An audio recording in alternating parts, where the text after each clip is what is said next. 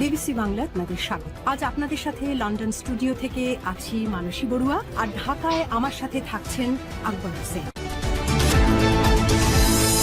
বাংলাদেশের সর্বশেষ গুরুত্বপূর্ণ আপডেট সংবাদে আপনাকে স্বাগত। শুরুতেই সংবাদ শিরোনাম, পরে বিস্তারিত। প্রথমেই জানাবো, প্রত্যেক এমপিকে ডাকো, সব জায়গায় আগুন দেবে, বললেন শেখ হাসিনা। আন্দোলন দমনে প্রধানমন্ত্রী শেখ হাসিনা আওয়ামী লীগের নেতাকর্মী এবং সংসদ সদস্যদের মাঠে সক্রিয় থাকার নির্দেশ দিয়েছেন বলে দাবি করেছে কর্তৃপক্ষ। এ বিষয়ে একটি ফোনালাপের রেকর্ড আন্তর্জাতিক অপরাধ ট্রাইব্যুনালে উপস্থাপন করেছে প্রসিকিউশন। এসব সম্পর্কে গুরুত্বপূর্ণ তথ্য জানাবো, সঙ্গেই থাকুন। এরপর জানাবো, শেখ হাসিনাকে ভারতের ভূখণ্ড ব্যবহারের সুযোগ দিয়ে দ্বিপাক্ষিক সম্পর্ক অর্থহীন, বললেন নাহিদ ইসলাম। ভারতের ভূখণ্ড ব্যবহার করে সাবেক প্রধানমন্ত্রী শেখ হাসিনাকে বাংলাদেশের বিরুদ্ধে কর্মকাণ্ড পরিচালনার সুযোগ দিয়ে আসছে বলে মন্তব্য করেছেন জাতীয় নাগরিক পার্টি এনসিপির আহ্বায়ক নাহিদ ইসলাম। তিনি মনে করেন এটি বাংলাদেশের সার্বভৌমত্ব, বিচার ব্যবস্থা এবং গণতান্ত্রিক রায়ের প্রতি সরাসরি অবমাননা। সুতরাং শেখ হাসিনাকে ভারতে বসে বাংলাদেশের বিরুদ্ধে এই ধরনের কোনো কার্যক্রম করতে দেয়া হবে না বলে তিনি জানিয়েছেন। বিএনপি সরকারের প্রতি আহ্বান জানান নাহিদ ইসলাম, যাতে করে বিএনপি এই ধরনের ভুল আর না করে যেটা আওয়ামী লীগের সরকার করেছিল। এভাবে যদি হতে থাকে তাহলে ভবিষ্যতে বিএনপির অবস্থাও আওয়ামী লীগের মতো হবে বলে কঠোর হুঁশিয়ারি দিয়েছেন নাহিদ ইসলাম। এদিকে রাষ্ট্রপতি নির্বাচনের প্রস্তুতি সভা আজ। রাষ্ট্রপতি নির্বাচন নিয়ে 11 আগস্ট জাতীয় সংসদ ভবনে ভারপ্রাপ্ত স্পিকার ব্যারিস্টার কায়সার কামালের সভাপতিত্বে প্রস্তুতিমূলক সভা অনুষ্ঠিত হবে। বেলা 11টায় সভা শুরু হওয়ার কথা রয়েছে বলে জানা গেছে। এবারে জানাবো, মহাসড়কে নাইট্রোজেনবাহী ট্রাক বিস্ফোরণ। নাটোরের বড়াই গ্রামে বনপাড়ায় হাটিকুমরুল মহাসড়কে তরল নাইট্রোজেনবাহী একটি ট্রাকে বিকট শব্দে বিস্ফোরণের ঘটনা ঘটেছে। এই ঘটনার পর ট্রাক থেকে তরল নাইট্রোজেন বের হয়ে আশপাশের প্রায় 300 থেকে 400 মিটার এলাকা সাদা ধোঁয়ার আচ্ছন্ন হয়ে পড়েছে। তবে এই ঘটনায় এখন পর্যন্ত কারো মৃত্যুর সংবাদ পাওয়া যায়নি বলে নিশ্চিত করা হয়েছে। এদিকে সরকারের 6 মাসের অর্জন সীমাবদ্ধতা জনতার কাছে তুলে ধরবেন প্রধানমন্ত্রী, বললেন ডাক্তার জায়েদুর রহমান। বর্তমান তারেক রহমান ক্ষমতা আসার পর থেকেই তিনি 6 মাসে কি করেছেন এবং দেশের জন্য কতটুকু কাজ করতে পেরেছেন সেসব বিষয়গুলো নিয়ে বর্তমান সরকার জনগণের সামনে সবকিছু তুলে ধরবে বলে জানানো হয়েছে। প্রধানমন্ত্রীর তথ্য উপদেষ্টা জায়েদুর রহমানের পক্ষ থেকে সব বিষয় নিশ্চিত করা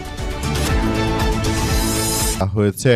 এবং সর্বশেষ জানাবো, ইরানের হামলার ভয়ে গোপনে ট্রাকে লুকিয়ে যেভাবে তুরস্ক ছাড়েন ডোনাল্ড ট্রাম্প। ইরানের পক্ষ থেকে হামলা চালিয়ে তাকে হত্যার চেষ্টা হতে পারে এমন সম্ভাব্য হুমকির পর গত মাসে গোপনে তুরস্ক ছেড়েছিলেন মার্কিন যুক্তরাষ্ট্রের প্রেসিডেন্ট ডোনাল্ড ট্রাম্প। তিনি মূলত এমনভাবে তুরস্ক ছেড়েছিলেন ট্রাকে করে চোরের মতো পালিয়ে এসেছিলেন। এই ঘটনায় আসলে পরিস্থিতি এখন থমথমে অবস্থা বিরাজ করছে।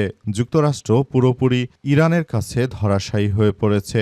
যুক্তরাষ্ট্র এখন চাইলেও ইরানের বিরুদ্ধে কোনো ধরনের কার্যক্রম চালাতে পারছে না। প্রিয় দর্শক, এতক্ষণ শুনছিলেন সংবাদ শিরোনাম, এবারে বিস্তারিত। তবে তার আগে বন্ধুরা, অনুরোধ থাকবে এই সংবাদটিতে একটি লাইক দিন। এই চ্যানেলে আপনি নতুন হয়ে থাকলে আমাদের সংবাদটি দেখতে দেখতে চ্যানেলটি সাবস্ক্রাইব করে রাখুন। কমেন্ট করে বন্ধুরা আপনার মূল্যবান মতামত জানিয়ে দিন আপনি বিশ্বের কোন দেশ থেকে বা বাংলাদেশের কোন স্থান থেকে আমাদের সংবাদটি দেখছেন এবং শুনছেন। আর বন্ধুরা, সংবাদটি আপনার সোশ্যাল মিডিয়া ফেসবুকে শেয়ার করে বন্ধুদেরও দেখার সুযোগ করে দিন। গাজা যুদ্ধে আপনি যদি নিরীহ ফিলিস্তিনিদের ভালোবেসে থাকেন বন্ধুরা, কমেন্টে ইয়েস লিখে পুরো বিশ্ববাসীকে আমাদের এই তাজা আপডেটটি দেখার সুযোগ করে দিন। এবারে বিস্তারিত। প্রত্যেক এমপিকে ডাকো, সব জায়গায় আগুন দেবে শেখ হাসিনা। সাবেক প্রধানমন্ত্রী শেখ হাসিনার একটি অডিও কল আন্তর্জাতিক অপরাধ ট্রাইব্যুনালে হাজির করা হয়েছে। সেখানে শোনা গেছে যে শেখ হাসিনা তার নেতাকর্মীদেরকে ডাকছেন এবং তিনি সবাইকে নির্দেশনা দিচ্ছেন যে প্রত্যেক নেতাকর্মীদেরকে ডেকে নিয়ে আসো এবং সবাইকে বলছি তোমরা বিভিন্ন গুরুত্বপূর্ণ স্থাপনায় আগুন লাগিয়ে দাও, যাতে করে এই বিএনপি এবং জামাতের রাজাকারেরা তারা যাতে তাদের দোষ দেয়া যায় এবং তাদের বিরুদ্ধে বড় ধরনের অ্যাকশন নেওয়া যায় এমন কথাই জানিয়েছেন শেখ হাসিনা। আজ আন্তর্জাতিক অপরাধ ট্রাইব্যুনালে শেখ হাসিনার এমন একটি কল রেকর্ড দেওয়া হয়েছে, সেখান থেকেই মূলত এসব বিষয় জানা গেছে। শেখ হাসিনা আসলে যে ধরনের কার্যক্রম চালিয়েছেন সেটি এখন আন্তর্জাতিক অপরাধ ট্রাইব্যুনালে এক এক করে সবকিছু করা হচ্ছে বলে জানা গেছে। শেখ হাসিনা যেভাবে কার্যক্রম চালিয়েছেন বিগত 17 বছর ধরে, এসব নমুনায় তিনি নেতাকর্মীদেরকে বলেছেন। এ সময় স্বরাষ্ট্রমন্ত্রী হাসান মাহমুদকে শেখ হাসিনার সঙ্গে কথা বলতে শোনা গেছে। এক পর্যায়ে শেখ হাসিনা বলেন যে আন্দোলনকারীরা বিভিন্ন স্থানে আবারও জড়ো হচ্ছে এবং শুধু আগুন দিয়ে পোড়াবে সব যাবে। হাসান মাহমুদ তৎকালীন সময়ে আওয়ামী লীগের নেতাকর্মীরা মূলত শিক্ষার্থীদের দমন করার জন্য নানাবিধ কার্যক্রম চালিয়েছিল। এর মধ্যে শেখ হাসিনা এসব কথা বলেছিলেন। শেখ হাসিনাকে ফেরত না এনে ভারতের সঙ্গে সম্পর্ক উন্নয়ন বিএনপির জন্য এক বড় ধরনের বিপর্যয় ডেকে আনবে বলে মনে করেন নাহিদ ইসলাম। হাসিনাকে ভারতের ভূখণ্ড ব্যবহারের সুযোগ দিয়ে দ্বিপাক্ষিক সম্পর্ক অর্থহীন। বিএনপি যেভাবে ভারতের সঙ্গে দ্বিপাক্ষীয় সম্পর্ক আরও ভালোভাবে করার চেষ্টা করছে, সেটা বিএনপির জন্য এক ভয়াবহ বিপর্যয়কর পরিস্থিতি ডেকে আনবে বলে মনে করেন নাহিদ ইসলাম। তিনি আরও জানান যে আমরা বিষয়গুলো নিয়ে খুবই গুরুত্ব সহকারে দেখছি। তিনি আরও জানান যে বিএনপি সরকার তারা আসলে তাদের কোনো ম্যান্ডেট নেই। তাদের মেরুদণ্ডহীন রাজনৈতিক ব্যবস্থার কারণে বর্তমান সময়ে শেখ হাসিনা ভারতে বসে এই ধরনের বক্তব্য দেওয়ার সাহস পাচ্ছে। তিনি আরও দাবি করেছেন যে মেরুদণ্ডহীন বিএনপি সরকার ক্ষমতা আসার পর ভারতের সঙ্গে নতজানু পররাষ্ট্রনীতি গড়ে তোলে। এর ফলে মূলত বাংলাদেশে এই বড় ধরনের সমস্যার সৃষ্টি হয়েছে। প্রকাশ্যে এখন ফ্যাসিস্টরা তারা কথাবার্তা বলতে শুরু করেছে।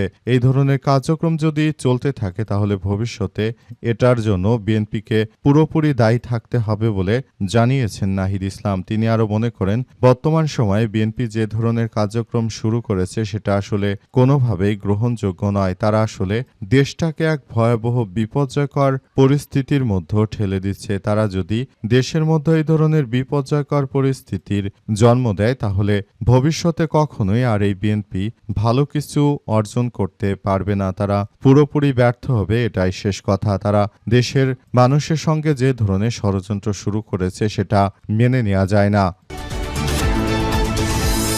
হাসিনাকে ভারতের ভূখণ্ড ব্যবহারের কোনো সুযোগ নয়। রাষ্ট্রপতি নির্বাচনের প্রস্তুতি সভা আজ।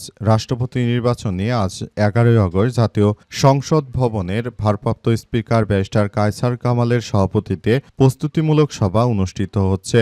বেলা 11টায় সভা শুরু হয়েছে। জাতীয় সংসদের সচিবালয় থেকে তথ্য নিশ্চিত করা হয়েছে। এর আগে 6 আগস্ট রাষ্ট্রপতি নির্বাচনের তফসিল ঘোষণা করে নির্বাচন কমিশন ইসি। তফসিল অনুযায়ী রাষ্ট্রপতি নির্বাচনের মনোনয়নপত্র দাখিল এর শেষ সময় 13 আগস্ট, 16 আগস্ট মনোনয়নপত্র যাচাই বাছাই করা হবে। প্রার্থিতা প্রত্যাহারের শেষ দিন 18 আগস্ট বিকাল 4টা পর্যন্ত। এছাড়াও 20 আগস্ট দুপুর 2টা থেকে বিকাল 5টা পর্যন্ত জাতীয় সংসদের সংসদ অধিবেশনের কক্ষে ভোট গ্রহণ অনুষ্ঠিত হবে। এবারে 23তম রাষ্ট্রপতি নির্বাচন অনুষ্ঠিত হবে এবং এই নির্বাচনে বাংলাদেশের সবথেকে গুরুত্বপূর্ণ ব্যক্তিরা তারা নির্বাচনে অংশগ্রহণ করছেন। এর মধ্যে লেবারের ডেমোক্রেট পার্টির এলডিপির কর্নেল অলি আহমেদ বীর বিক্রম। তিনি মূলত দেশটাকে এক ব্যাপকভাবে কার্যক্রম চালানোর কথা তিনি বলতে শুরু করেছেন। দেশের অভ্যন্তরে থেকে দেশটাকে যারা সুন্দর ও সুশৃঙ্খলভাবে কার্যক্রম চালিয়ে যাওয়ার চেষ্টা করছে, এরাই মূলত দেশটাকে সুন্দর করে গড়ে তোলার জন্য কার্যক্রম চালিয়ে যাচ্ছে। অবস্থায় দেশটাকে সুন্দর ও সমৃদ্ধির পথে এগিয়ে নিয়ে যাওয়ার জন্য সবাইকে আরও বেশি সতর্কমূলক কার্যক্রম চালিয়ে যেতে হবে। দেশটাকে আমরা অনেক বেশি কার্যকর পরিস্থিতির মধ্যে নিয়ে যেতে চাই বলে জানিয়েছে বর্তমান সরকার। মহাসড়কে নাইট্রোজেনবাহী ট্রাক বিস্ফোরণ। এবার বড়াইগ্রামের নাটোরের প্রতিনিধি জানিয়েছে যে নাটোরের বড়াইগ্রামে বনপাড়া হাটিকুমরুল মহাসড়কে তরল নাইট্রোজেনবাহী একটি ট্রাকে বিকট শব্দে বিস্ফোরণের শব্দ শোনা গেছে। এই ঘটনার পর ট্রাক থেকে তরল নাইট্রোজেন গ্যাস পুরো এলাকায় ছড়িয়ে পড়েছে। এই ঘটনার পর থেকে পরিস্থিতি থমথমে অবস্থা বিরাজ করছে। তবে এখন পর্যন্ত এই ঘটনার পর আসলে এখন পর্যন্ত কোনো ধরনের কোনো বিপর্যয়কর ঘটনা ঘটেনি। তবে 300 থেকে 400 মিটার এলাকা জুড়ে। এর ফলে আসলে বড় ধরনের সমস্যার সৃষ্টি হয়েছে, অর্থাৎ এখানে নতুন করে এক ভয়াবহ বিপর্যয়কর পরিস্থিতির সৃষ্টি হয়েছে। এ অবস্থায় নতুন করে যে ধরনের ভয়াবহ বিপর্যয়কর পরিস্থিতির ঘটনা ঘটতে শুরু করেছে সেটা আসলে আমাদের জন্য কোনোভাবেই গ্রহণযোগ্য নয়। আমরা বিষয়গুলো খুবই গুরুত্ব সহকারে দেখভাল করছি। আমরা মনে করি যে এই ধরনের ঘটনাগুলো আর না ঘটুক, সেটি আমাদেরকে খুব সতর্ক অবস্থানে থাকতে হবে। যদি আমরা মনে করি যে যে ধরনের ঘটনাগুলো ঘটছে এগুলো ঘটতে থাকুক, তাহলে আমাদের জন্য আরও ভয়াবহ কোনো বিপর্যয়কর পরিস্থিতি আসতে পারে। সুতরাং এখনই সবাইকে খুব সতর্কতার সহিত কার্যক্রম চালিয়ে যেতে হচ্ছে এবং নতুন করে আমরা এই ধরনের ঘটনাগুলো যেন আর না ঘটে দেশে সেটি ইনশিওর করতে হবে।